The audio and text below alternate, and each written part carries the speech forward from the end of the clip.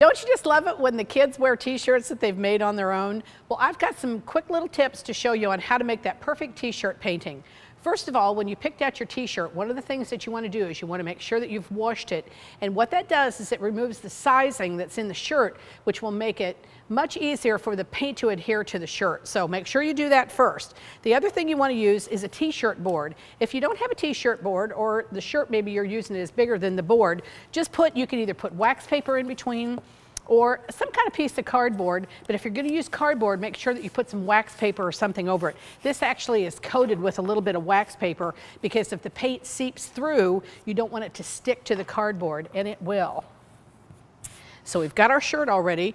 Now, there's lots of different kinds of paints that you can use for t-shirt painting. I'm actually going to show you. This is just a little self-adhesive stencil that we're going to use on this shirt. Now, the fun thing to do, Mom, is the kids love to paint shirts too. And you know, there's no right or wrong in painting shirts. So if you don't want to use a stencil, just give them a shirt. Maybe they want to put their handprints on it, or they want to spray paint or something like that. So that's a good thing to let the kids do too. This is just some soft paint. And again, I'm just going to stencil. I'm going to kind of use a scrubbing motion here that we've done.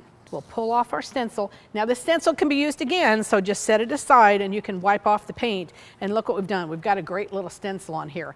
Now if you want to, you can use dimensional paint, which this is another fabric paint. And this comes in a bottle that you're going to draw directly from the bottle. Now something to remember when you're using these kind of paints, don't shake them, because what you do is you add air bubbles to the paint. So I just usually like to tap mine a little bit, which gets my paint down. So what I've done now is I'm going to draw directly out of my bottle.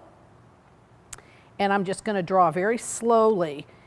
Now, when this paint is dry, it is going to stay raised and dimensional. Let it dry really well, and these are absolutely machine washable, and I suggest you turn them inside out and wash them in cold water. So have fun with some stencils. Let the kids have some fun with some paint. You know what? Maybe you don't even want to buy a new t-shirt. Jazz up an old one that you have.